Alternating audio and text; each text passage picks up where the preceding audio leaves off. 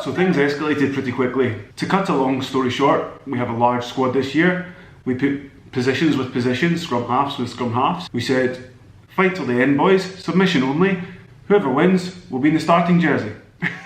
Guys, obviously I'm joking, I would not have a job if that was my strategy. So let me share with you how we progressed from simple mobility drills and warm up all the way through to wrestling. Easy, 10 secondi! 10 secondi! Vai, non puoi mettere la palla! Ecco! Prendi!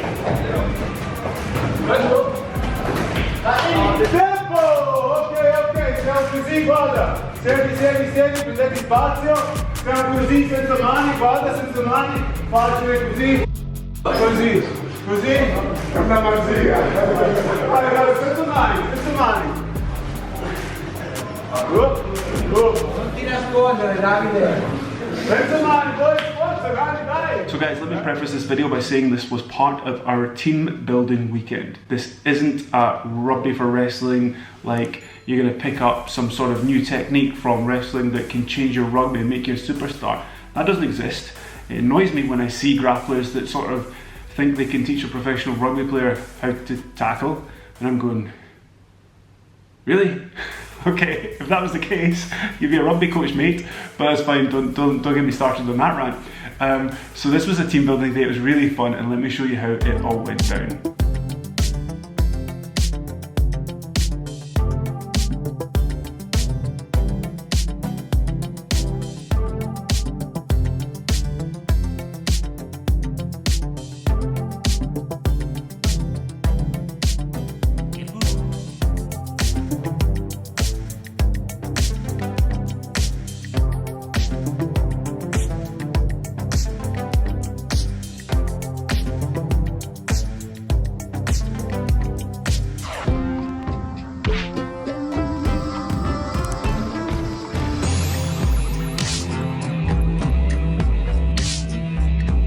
So the first rule of strength and conditioning is to not talk about Fight Club. No, it's not. It's to mitigate against risk and do no harm. That's the first rule of S&C. Do no harm. So obviously when we were planning this session, Roberto and I, my coach that teaches me Brazilian Jiu-Jitsu, we sat down months in advance. We set out the objectives like any session plan that you would do. The objectives of this session were actually to have fun, to introduce the boys into a new sport, all right, for the day, and have what we have in the background going on, which I didn't say, was that we've got 4 teams within our squad, all right.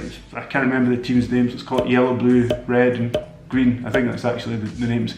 And they acquire points throughout the year, all right. This is quite common in rugby teams. They acquire points throughout the year, and there's, forfeits as you go, and there's points collected for achieving certain tasks. So this was one of the tasks, and as our team building day, this was something that at the end we had the boys, as you saw, wrestling for points for their team, all right? But how we got there was sitting down with Roberto and myself as the S&C coach and deciding, all right, okay, we need them, we want them to have fun, hopefully, all right? We're going to show them a couple of techniques that will be safe, and we're not showing them things that might, when we get a little bit excited, they might grab a random arm bar and try and sit back with 100 kilos, and like, no, we won't go down that road. So we agreed on some moves that we wanted to show them.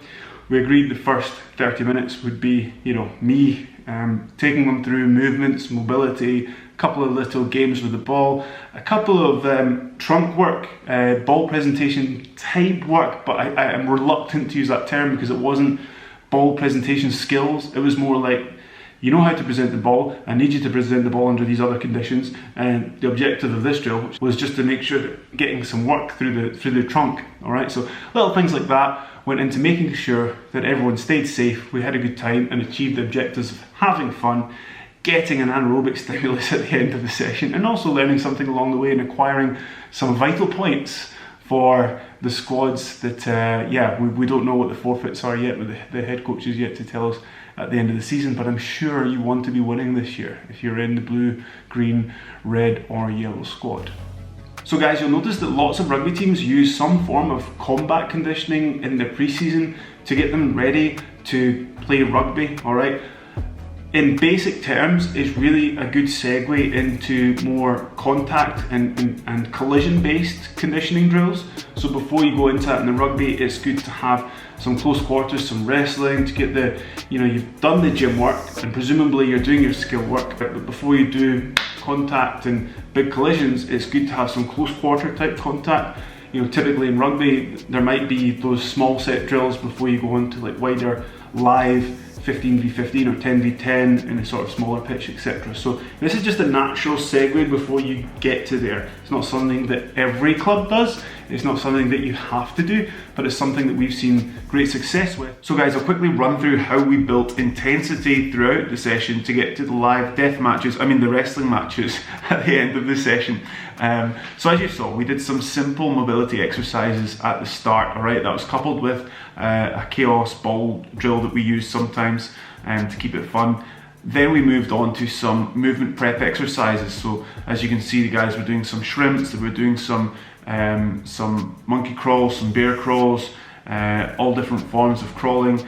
And that's just activating the muscles that we're going to use, sure, but also reinforcing some movement patterns that we'd like to see when they get into the specific sparring and the sparring. So the next part of the workout after my section was Robbie showing them some key positions that we were going to be aiming for when we did our specific and live sparring. So Robbie took them through mount and just gave them a really detailed sort of look into why mount is good and how to create pressure when you're in mount, and then of course how to escape mount. Now if you're a grappler, there's many ways you can do it, so we just went through a key position and then 2 or 3 ways that you can get out of this position, and 2 or 3 ways that you can make sure you can hold that position or transition to another position.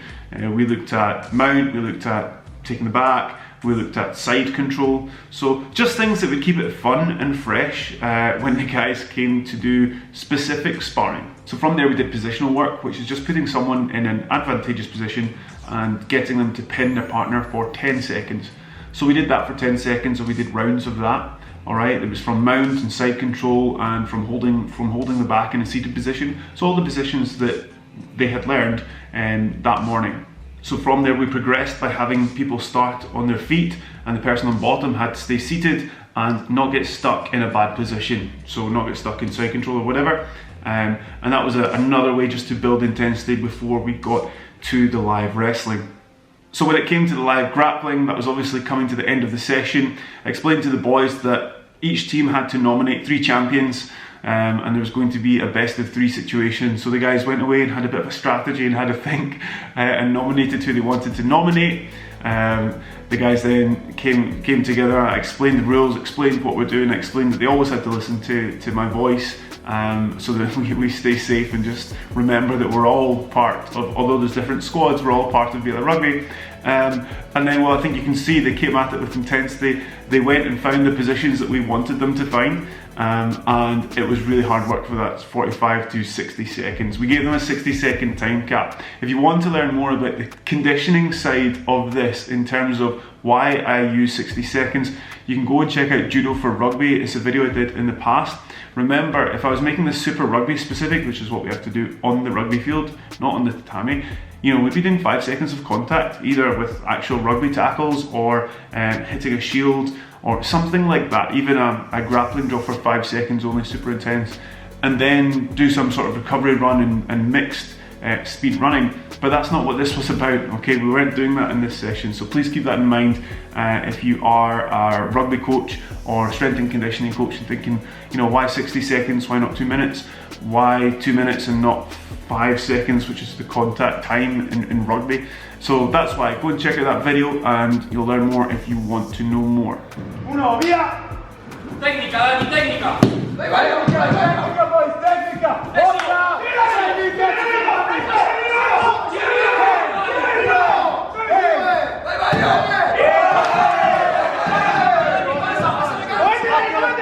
Occhi lo spazio!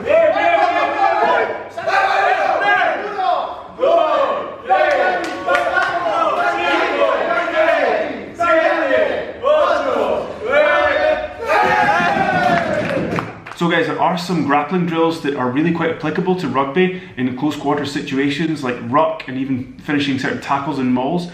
This video has not been about that, alright, but it's certainly something I'll consider making should you guys want to see it. Just let me know in the comments section and I'll definitely get on that. So guys, as you saw, the day was a great success. The boys had fun. We were able to sneak in some conditioning and mobility exercises that would then roll on to the rest of pre-season and the season. So I'm happy. And of course, everyone was really happy to learn from Roberto.